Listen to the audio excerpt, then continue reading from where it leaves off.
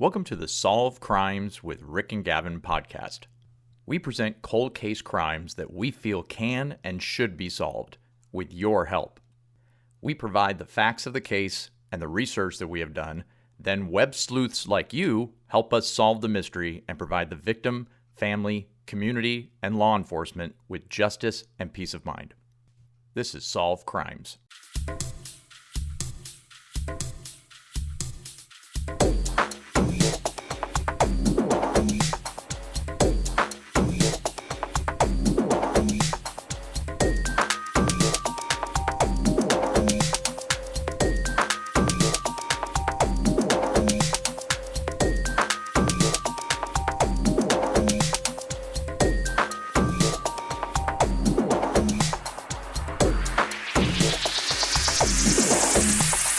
Welcome to Solve Crimes with Rick and Gavin. I am the Rick part of that title.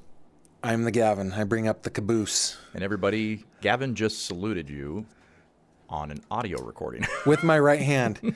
I'm a left-handed person, and so I always tend to salute on my left, and I know that's super wrong. Important. But you'll notice that I am an Air Force brat. That is a freaking good salute, Rick. I know how to do it. Yeah.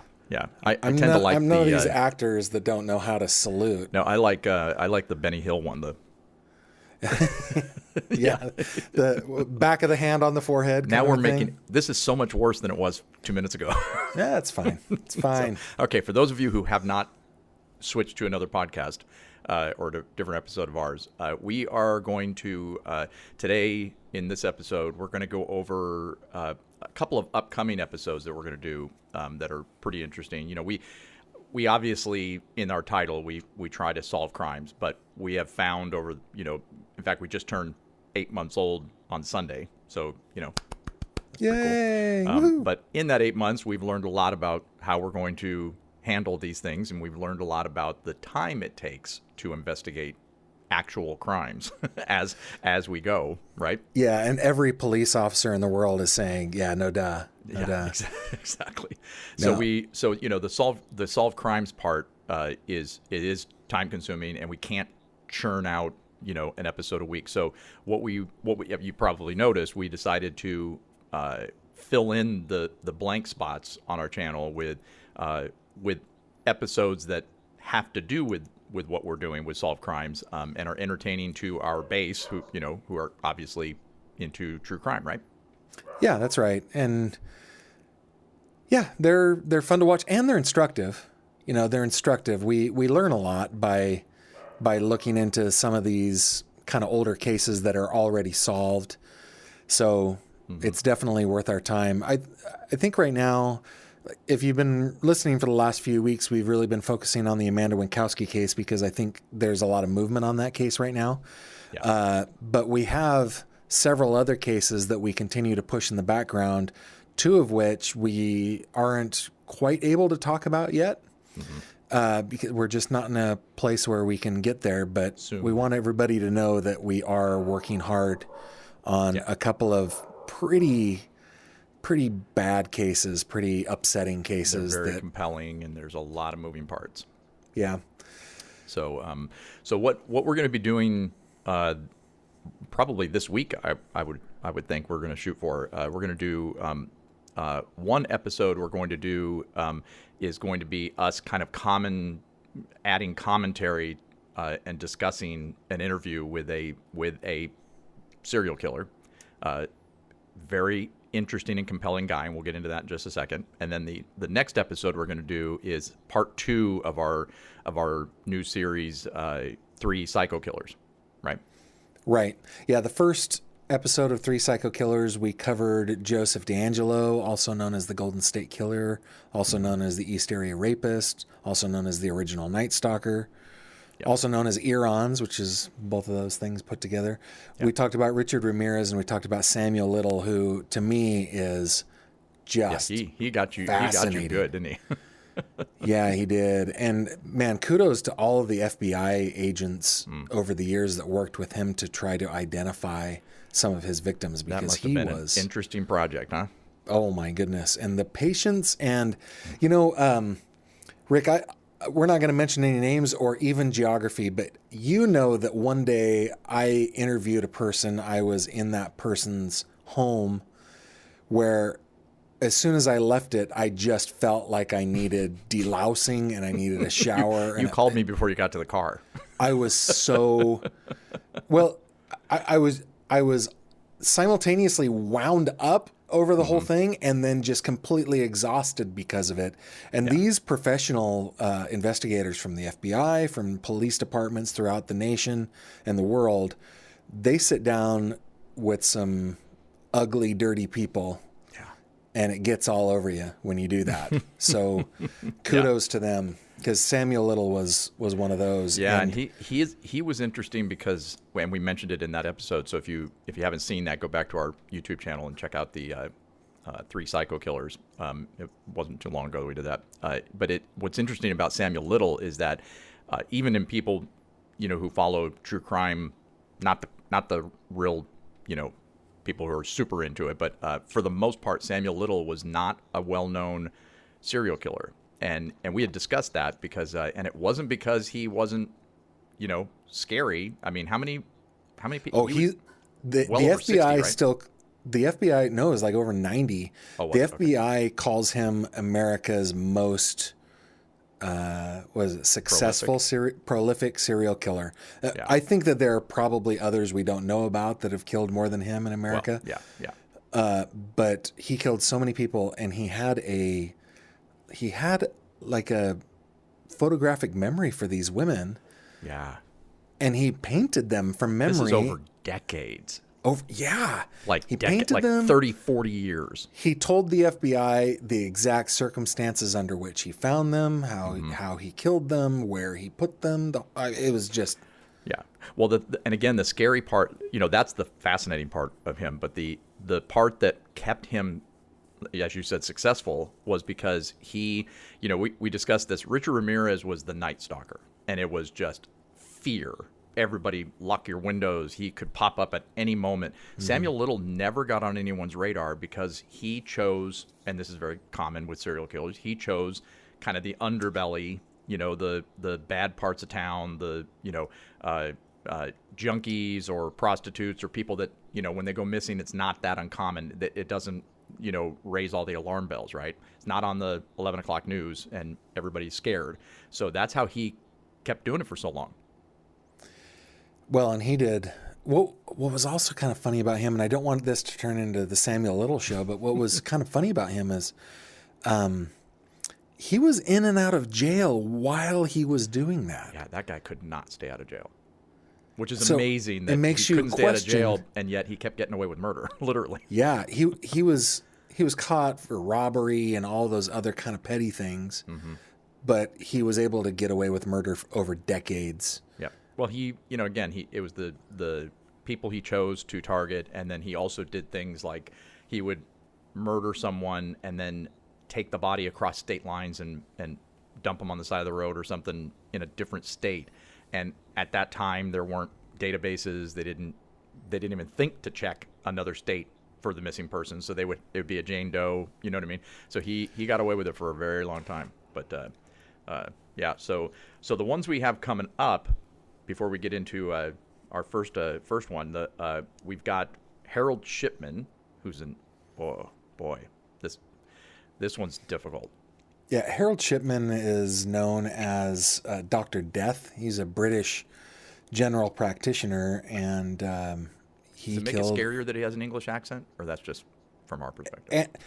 And he looks like the hunter from Jumanji, right? He's got one of those beards. Just like Robin Williams, yeah. No. The guy that was hunting Robin Williams. I showed you photos, though, right? Side by side. Robin Williams with a beard looks exactly like him. He does kind of look like Robin Williams, yeah. But he killed over 200 people.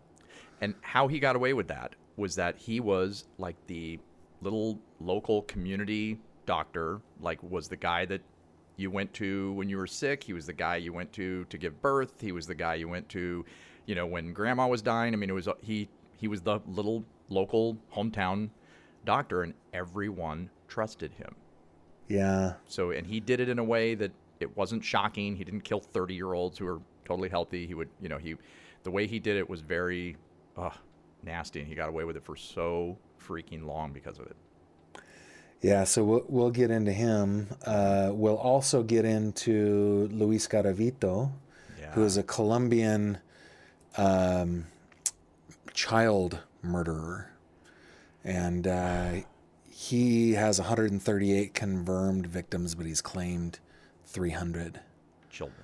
Children. Yeah, he was known as La Bestia. It does make it worse when they're children. Yeah. And what did they call him? They had nicknames for him. They called him La Bestia, which means the beast, and Tribilín, which is the Disney character Goofy.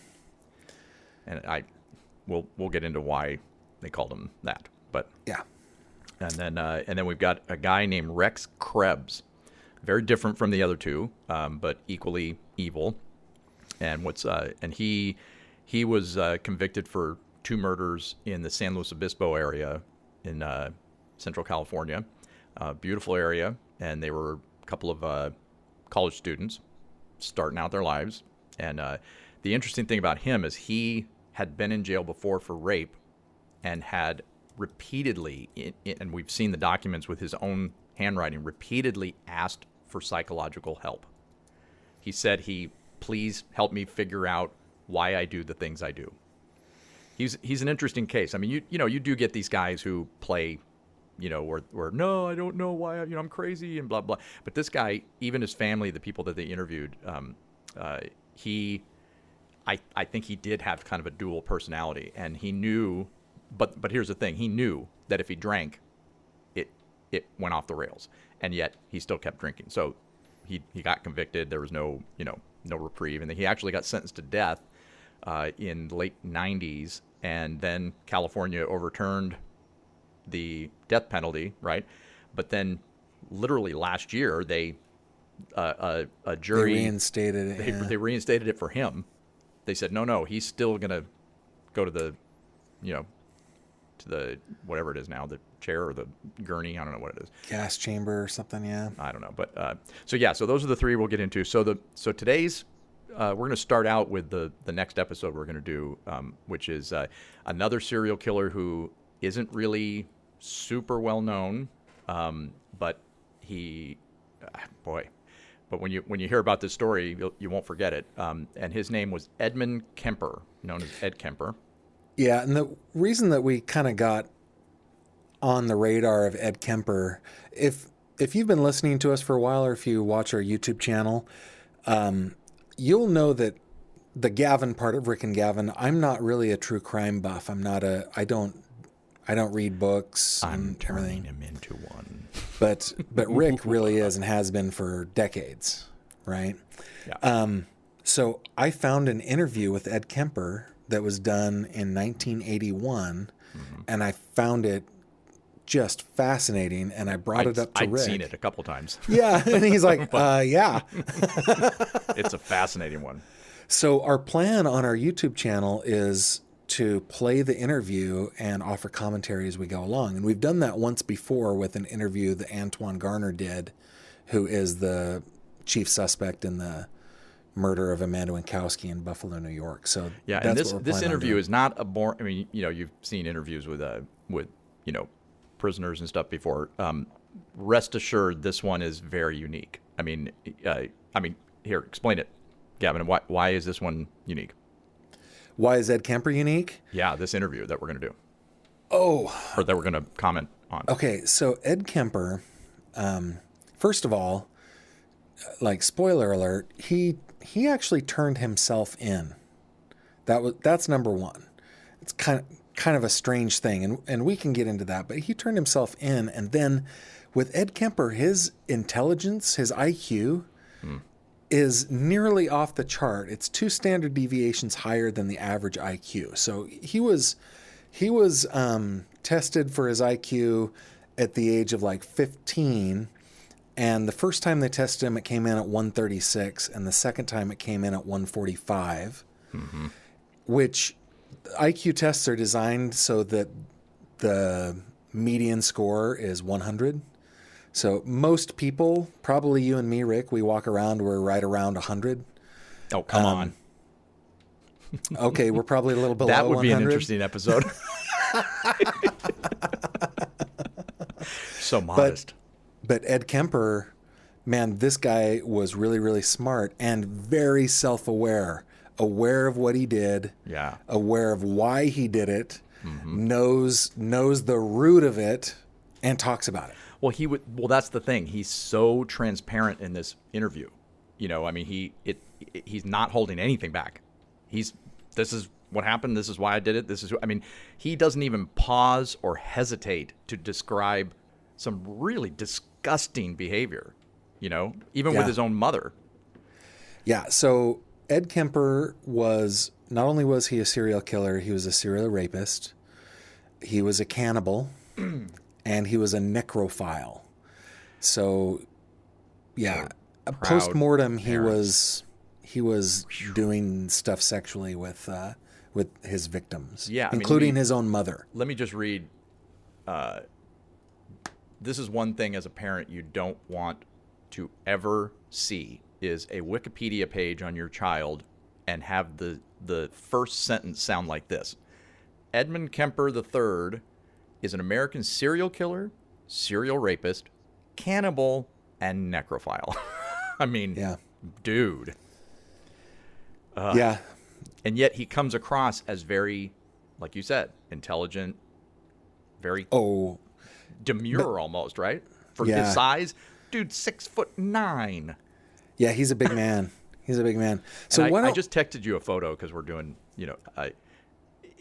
it's a fairly recent photo of Ed Kemper, and am I wrong in saying that he looks like a thumb? He kind of does, doesn't he? He does look a little bit like a thumb. Yes. Well, sorry to everybody that's listening. But he didn't look like that when he was in his 20s and no, he doing didn't. What it was that he was doing. I don't know what they're feeding him there in prison, but yeah, he's not probably getting a got lot of fans exercise. and they fill his coffer up in there. And anyway, so maybe we should tell a little bit about who Ed Kemper was, like what he did. I don't know. You know, like with a lot of these serial killers, and Rex Krebs in our next one is very is a shining example that he had a really rough upbringing. Of course, that's never an excuse, but it is a tell, right? We've learned that in psychology. Obviously, a lot of people have crappy childhoods. In fact, way worse than his. But I think it's that combination, right? The genetics and the upbringing and the circumstances and those kind of things, and it was a perfect storm for this guy. So specifically for him, Ed Kemper had a very domineering and very emotionally and intellectually abusive mother. Mm-hmm. Her name was Clarnell. Let me give you a quote, something that Kemper's dad said. He said suicide missions in wartime, because he was in World War II, Ed's dad. Yeah. So suicide missions in wartime and the atomic bomb testings were nothing compared to living with her. Yeah. And he said that Clarnell affected him more than 396 days and nights of fighting on the front did. So they divorced. Yep. They divorced, and Ed was forced to move to Montana with his mom, who again continued. Now his father, just to give a little more detail, he had a few things happen to him that I'm sure affected his son's outcome. Sure.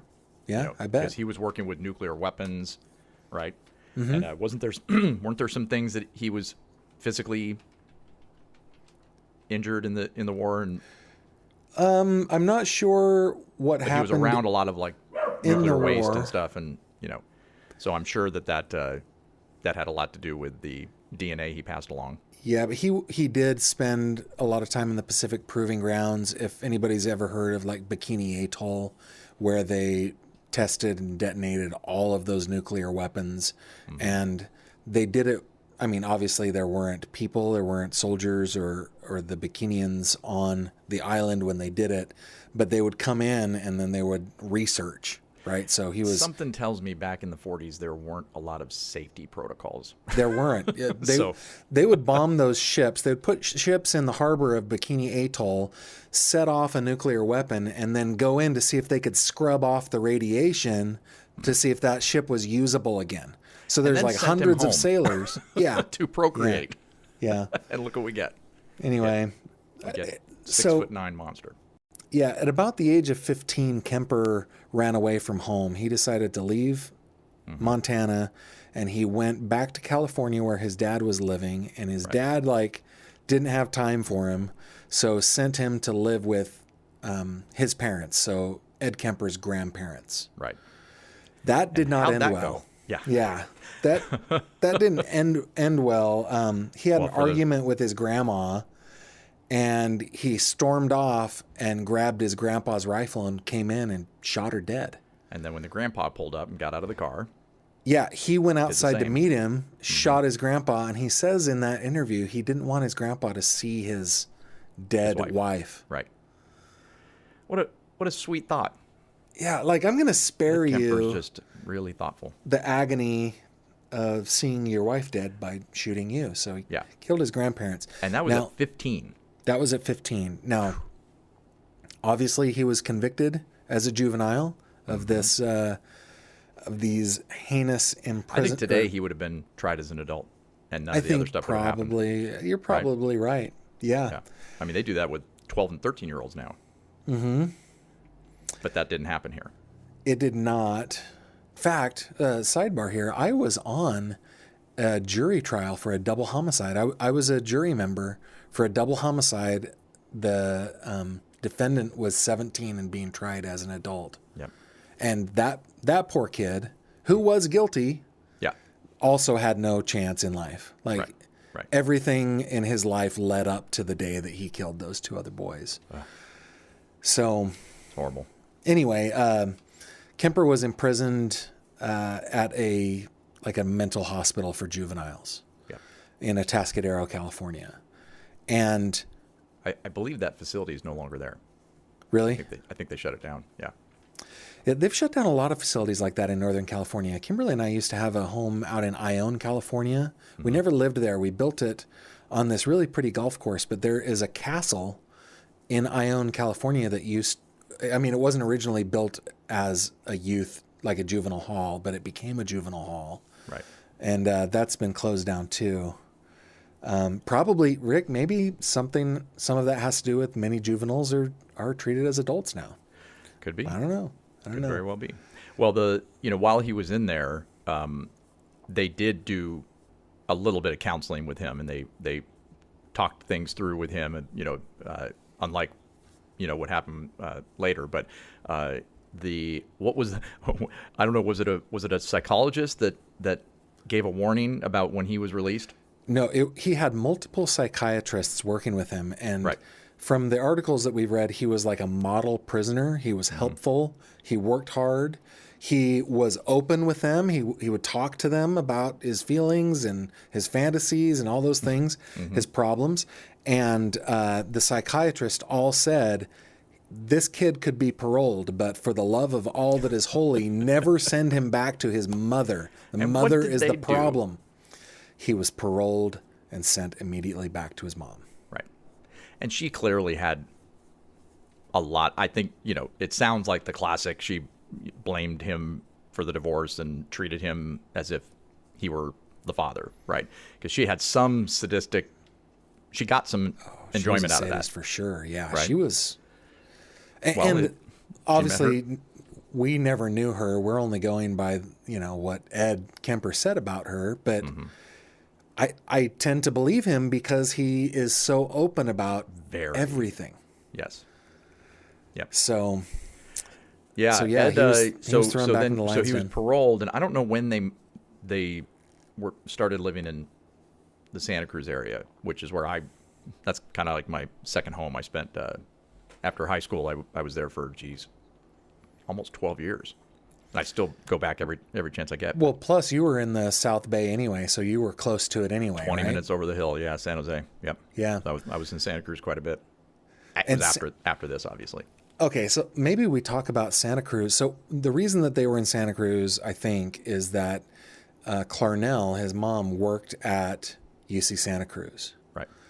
She was a proud banana slug administrator. Santa Cruz is, I want to make sure my geography is right. Santa Cruz is situated within, like on the coast of the Monterey Bay, right? It's northern Monterey Bay. Like I was saying, or you and I had a discussion before that it is almost exactly between Monterey and San Francisco. And Monterey is right on the south of the associated with Monterey Santa Cruz. Bay. Yeah. Yeah. And Santa Cruz is on the north of the bay. Right. Yeah. So, I mean, it's a picturesque place, man. It is a beautiful place, beautiful beaches, beautiful cliffs. The boardwalk has been there since forever. And the redwoods actually come right down off of those coastal mountains down to the coast. Yeah. It's amazing. Yeah, it is. But it is culturally, nuts it's a how beautiful very, it is. very unique place. I mean, having lived there for so long, because it's part beach town, vacation town, right? So there's a lot of tourists in there, and certain times of the day you just don't go grocery shopping, right? And then at the same time, it's beautiful, picturesque redwoods where there's camping and hiking and all that kind of stuff. And then it's also a college town. And when I was there, it was also like mini Silicon Valley. That was booming over there. When I was there. So it's the college UC Santa Cruz is very unique. It is a UC University of California without a football team, which is interesting. I always found that interesting. I don't know why. Maybe because banana slugs aren't really good at sports. I don't know. But Well, it's a gorgeous campus. I've never seen another campus that looks like that. it is a beautiful, picturesque place, and so that whole area kind of attracted free-spirited people. It still Yes. does, Yes. right? So there are lots of free-spirited people, and But in the 60s, it was different. well, everybody was free-spirited. It was more free-spirited, right? Yeah. Well, I mean, Dude. I've got my demon dog above me barking, everybody. That is my demon dog. Her name is Olivia Newton-John. She apparently is having issues right now. she's getting physical upstairs. She is. She is. She So wants us to hear her body talk. Okay. So the thing about this time period, which leads into Ed Kemper's lifestyle, I guess, is that when was the last time you saw a hitchhiker on the side of the road? You just don't see it anymore. Not right? since I was a little kid. Right. But in the 60s and 70s, early 70s, late 60s, that was very commonplace, especially in Santa Cruz. And so Ed kind of used that to kind of build up his confidence, right? In some of his darker fantasies and thoughts.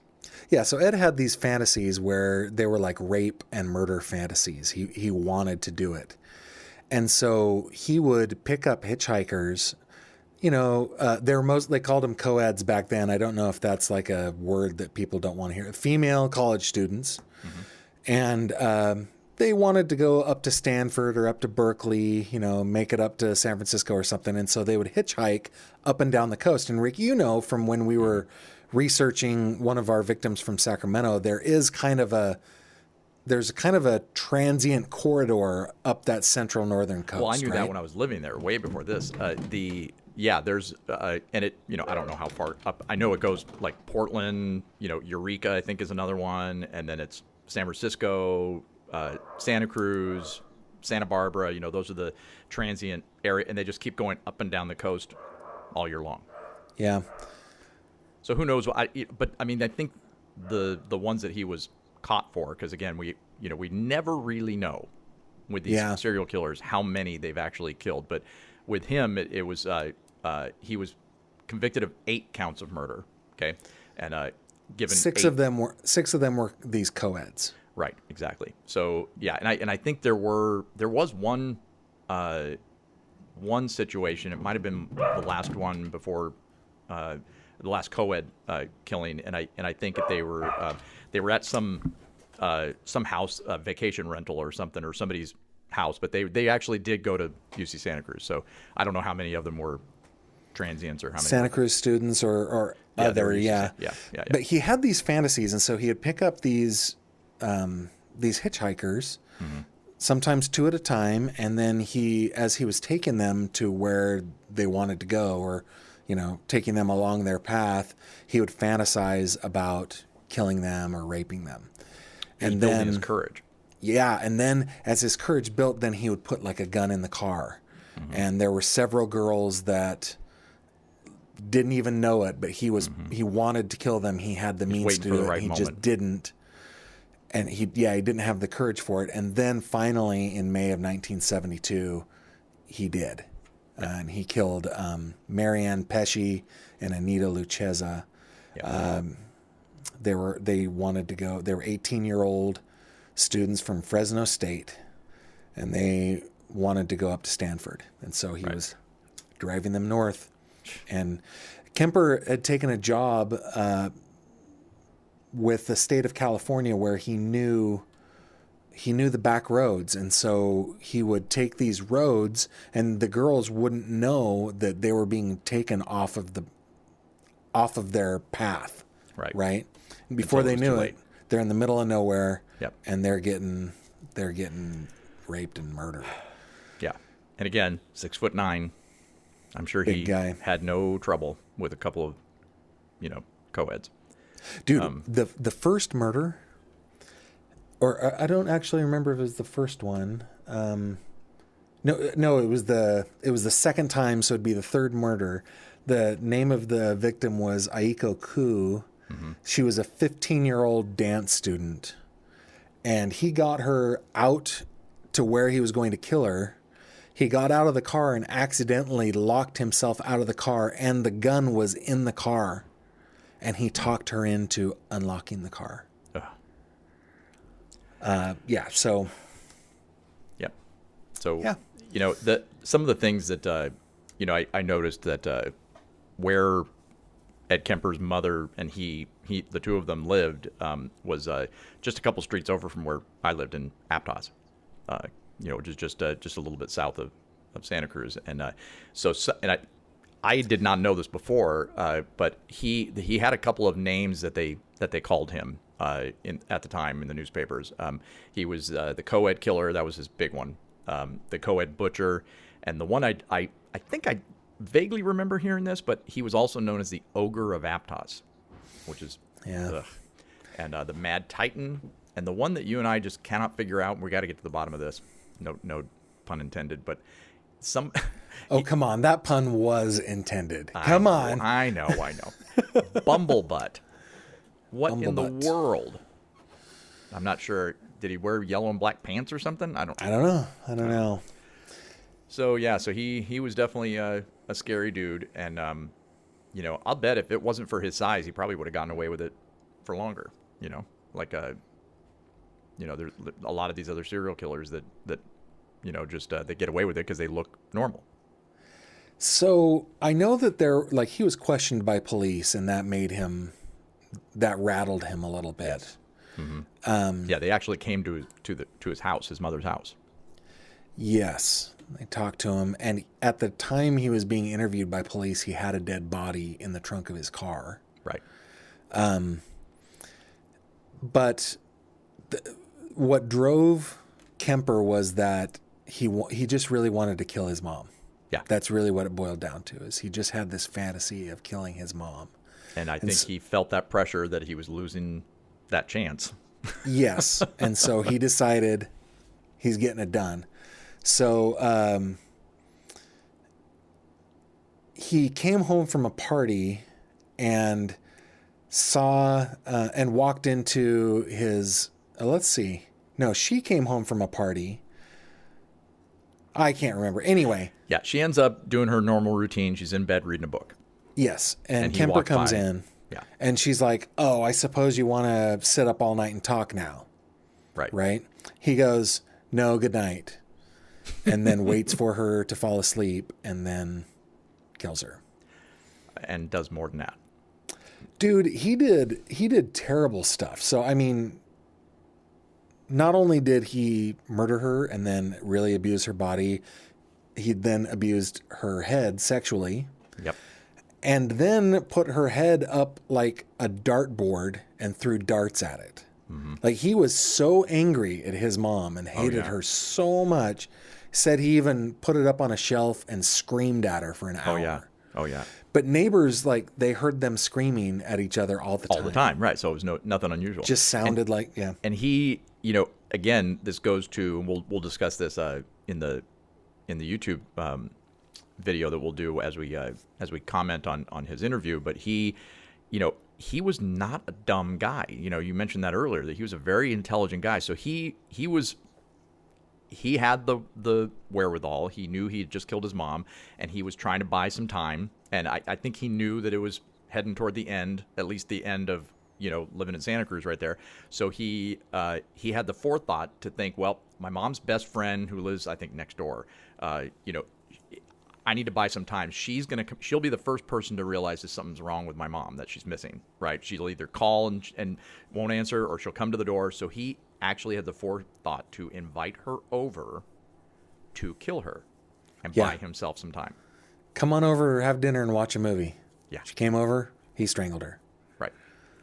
Ugh. Yeah. So, and then he basically, kind of, I almost see it as like half-ass kind of an effort to get away. He just got on the road. Had a lot of time to think, nonstop, apparently. though. He went from Santa Cruz, California to Pueblo, Colorado. Yeah. Like, I don't know, drinking coffee and eating caffeine pills, and he stayed awake the whole time. Right. And by the end, he apparently had a lot of time to think. Yeah. And didn't like the prospect of being on the run, I think. Yeah, so he called police and confessed to it, and they didn't take him seriously. Yeah. So he called back a second time and asked for a specific person that he knew at the police, and then confessed. Back then, I mean, we're talking like 1973. He could have gotten away. There weren't traffic light cameras. There weren't ATMs. There was no way to track. There weren't even like swipe credit cards yet. No, there was like the big ka-chunk. Yeah, there were no magnetic strips on credit cards at that point. No, so there was really no way. The only thing he had that was a disadvantage was the fact that he was a 6'9" monster and be really easy to, but he could have grown his hair long and just become Bigfoot in the woods. Moved to where the giant people are, go to Denmark or something like that. Right? Well, Colorado mountains might not have been a bad spot. But yeah, he just, I think that guy, it seems to be a pattern with a lot of these guys that have psychotic breaks, is that there's a dual voice inside them, right? One's evil and it gets triggered somehow, and then the other one is more rational, reasonable, doesn't want to live like that. And I think that's what happened. Is he over the time of that drive, he just kind of came to his senses and realized that's not how he wanted to live, and he probably felt remorse. They can feel remorse. Some of them do. Yeah. I don't think he regretted killing his mom. I doubt he regrets it to this day. Of all of them, yeah. Yeah. No, I was. Anyway, I was just thinking about that. I don't know. I lost my mind trace. Well, I have no idea what I was going to say next. I had it, and then it must have been profound. It was very important. So yeah, that's a little bit of a background on Ed Kemper, and again, you have to watch this video that we're going to do, because it is a fascinating interview. Other than his size, you would never think that this mild-mannered, super honest guy was a serial killer, but the stuff that comes out of his mouth is just such. I think that's probably what's most fascinating, is that his demeanor and his voice, and you just would never expect a guy who's done these horrific things to just spit it out as if he's describing going to the grocery store. Just calmly talks about it. Yeah, just calmly. Fascinating. So if that's part of why you follow true crime, because it's a fascinating psychological thing, I think that's what most people, most people are into it for. Most people who are into true crime are not into the gore necessarily. It's the like with you found that it was the puzzle. I do like the solving of puzzles, Interestingly enough, like jigsaw puzzles, I hate those. But but other kinds of puzzles, I'm in, and there certainly is a lot to unwrap with Ed Kemper. So Yeah. head on over to our YouTube channel. If you just Yep. go to YouTube and search Solve Crimes with Rick and Gavin, we'll Yep. pop up. Or you can go to our website, solvecrimes.tv. There's a link right over to our YouTube channel there. Yep, and I want to point out we just revamped our website and we added a store. And one of the things that we need to want to let people know is that yes, we'd love to make money doing this, but we don't make money doing this so far. It's probably a few years away, but the whole idea about what we are doing with our channel is we are actually solving crimes for the families of victims. And some of them are from 5 years ago, some of them are from 50 years ago, and so, but we make zero money doing that, and we've spent, almost, I would say we're spending easily full time just on this stuff. Yes. So what the shop does, it actually does help us to keep doing this, and keep helping people, and so we have some stuff there, and then we also just put out a special edition T-shirt. You want to tell them about that? Yeah, we have a case that we're working on, the case of Amanda Winkowski, where we believe that she was hit with a stun gun before she was killed. And the only way for us to prove that, and it's important that we prove that, I won't go into that deeply because we've done full episodes on this, but the only way that we can do to prove that is to actually exhume her and hope that her skin is in a good enough condition that we can have it biopsied and tested by a pathologist. And it will be her second time being Yeah, exhumed. this is going to cost $8,000 or $9,000 or $10,000. It's going to be at least $8,000. We hope it won't be much over than that. And so we've created a special edition treated like trash shirt for Amanda Winkowski. And when to help her mom, Leslie, with the costs. pay for that, yeah, when you purchase that, the profits go directly to exhuming and reinterring Amanda after she's seen by another pathologist. And we've also created a Patreon page, and if you're not familiar with that, Patreon is basically a way for people to support artists that they enjoy. So there's comedians on there, there's podcasts, there's music artists, YouTube channels, that kind of thing. And so what it is it gives it gives you an opportunity to support what we're doing. If you believe in what we're doing and you like what we're doing, it's as little as $5 a month, and we have 3 different levels, and there's perks, with each level. So if you're not familiar with that, if you go to patreon.com /solve crimes, and we'll have a link, whatever app you're using to listen to this podcast, in the description there'll be a link there as well. Yeah, we're trying to make it easy really for helps. you.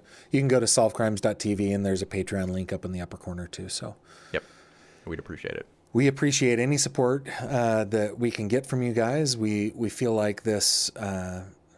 I think I can speak for both of us, Rick, when I say that we feel like that this is kind of a calling that we have missed most of our lives. That this I don't we feel agree. like. Don't speak for me ever again. All right. Well, I feel that way. I feel like, man, I should have done this. Yeah. And yeah. Well, apparently the stuff that you and I have done, web development and marketing and running businesses and starting businesses, that way of thinking has really lent itself well to this genre. And wouldn't you say this has been, what we've done and what we've accomplished so far, it's well beyond what we ever imagined we would be able to do. yeah, So we're pretty proud of that. I completely agree with that. We've made some movement in some cases. We still can't say that we've got to solve, right? But we've made significant headway in a lot of cases in the 8 months we've been doing this. Yeah, and the two cases we have coming up are big. One of them is in Northern California, and the other one is in Texas, and we have a lot of stuff coming up we've been working round the clock. In fact, we have a Zoom call today, don't we? So we've been plugging away at these cases, and so once we have them in a place where we can put together some episodes, we will be doing that. So I think that's a good place to stop. And so make sure later this week check out the YouTube channel. Keep an eye on that, and make sure you subscribe and click the little bell so you get notified when we have episodes come out. And we'll have those episodes with the 3 psycho killers and the Ed Kemper interview shortly.